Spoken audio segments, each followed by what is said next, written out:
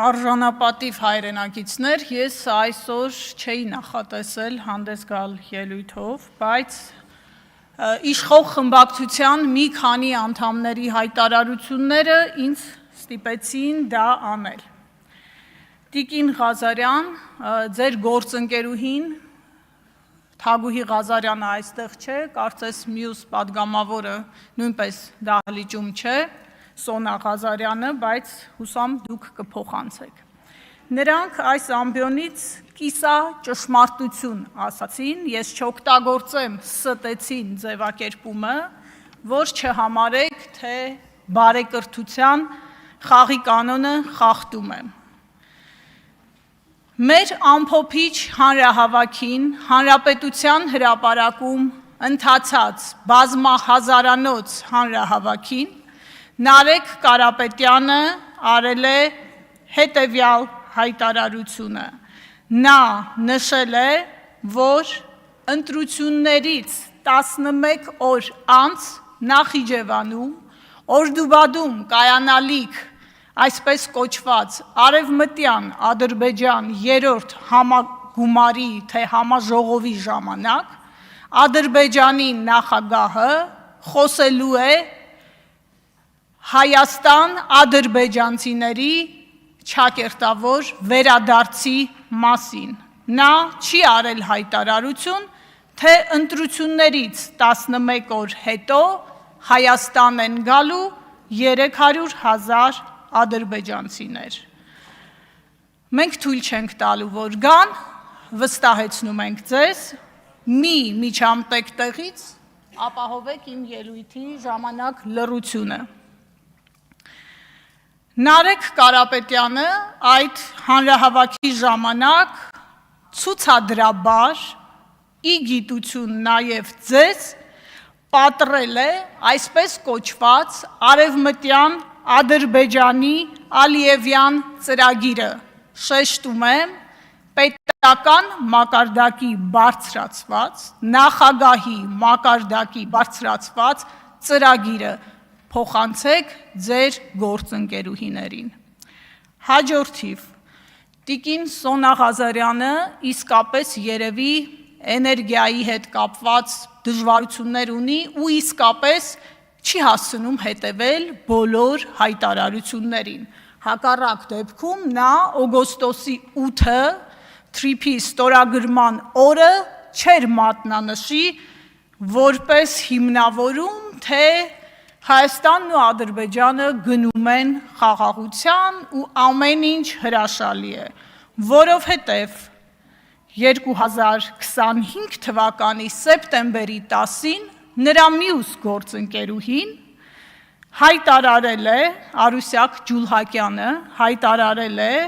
թե Վաշինգտոնյան պայմանավորվածություններից հետո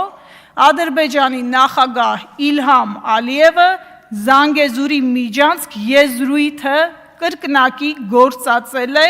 թրիփ ուղին անվանելու համար։ Մեջբերումը պետական լրատվամիջոց Armenpress-ից է, կարող եք գնալ և ստուգել։ Հաջորդը, սեպտեմբերի 27, 2025 թվական,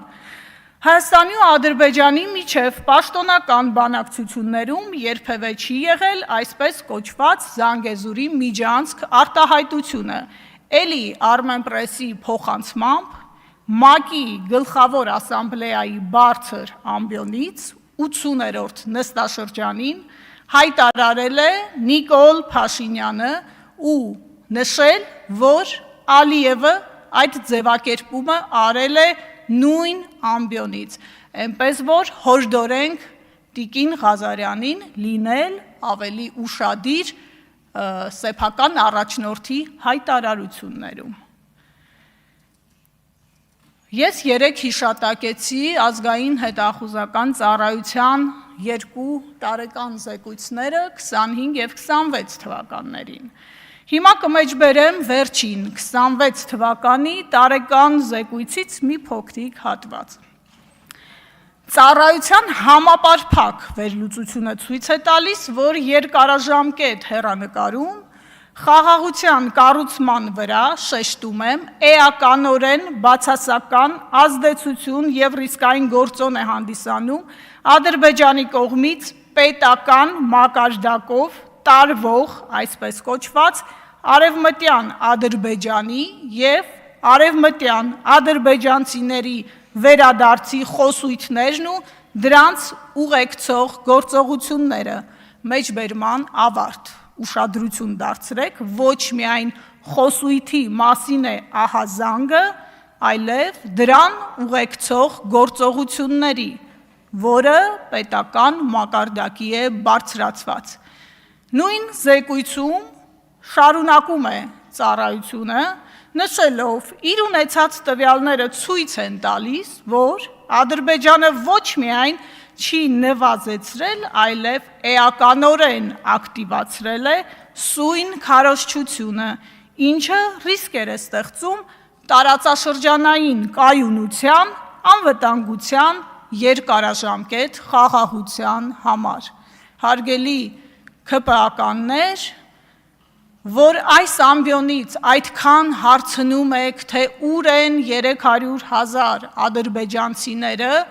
ահա ձեզ պատասխանը, թե ինչ ճանապարհներով, ինչ հայեցակարգի, ինչ ծրագրի շրջանակներում է Իլհամ Ալիևը մտադիր Հայաստանի բնակավայրերը յուրացնել և ներկայացնել որպես իր նախնիների հայրենիք։ Պարոն Կարապետյանը, երբ խոսում էր Օրդուբադում կայանալիք համաժողովի մասին, պատահական չէր խոսում։ Այդ համաժողովի ժամանակ Ադրբեջանի Մեջլիսի փոխոսնակը Զիաֆեթ Ասկերովը ադրբեջանական պետական լրատվամիջոցի մեջբերմամբ արել է հայտարարություն և Հայաստանի Հանրապետության ինքնիշխան տարածքները անվանել է, մեջբերում եմ, Արևմտյան Ադրբեջան, որտեղ ապրել են իրենց նախնիները, բնիկ տարածք, մեջբերման ավարտ։ Այս համաժողովը տեղի է ունեցել հունիսի 18-ին։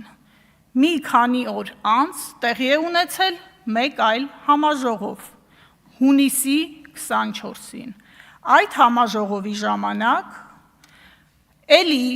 այսպես կոչված Արևմտյան Ադրբեջանի և այսպես կոչված հավաքական վերադարձի թեզն է եղել առանցքում։ Ավելին, այդ համաժողովի պաշտոնական հաղորդագրության մեջ նշվել է, որ հանդես են եկել, մեջբերում եմ, Երևան մարզական ակումբի մարզիկները, ապա Ազիզ Ալեքբերլին, որը այսպես կոչված Արևմտյան Ադրբեջանի վարչության նախագահն է, հայտարարել է, որ համաժողովի նպատակը, մեջբերում եմ, անվտանգ և արժանապատիվ վերադարձն է իրենց հայրենի բնակավայրեր ու շեշտել է, որ այդ գործում էական նշանակություն ունի Իլհամ Ալիևի 22 թվականի դեկտեմբերի 24-ի ելույթը,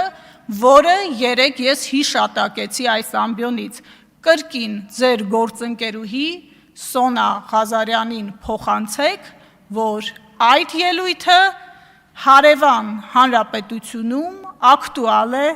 առ այսօր։ Հիմա մի քանի դիտարկում այստեղ հնչած այլ հայտարարությունների առնչությամբ, երբ խոսում եք այն մասին, որ պետական կառավարումն արդյունավետ է, հորդորում եմ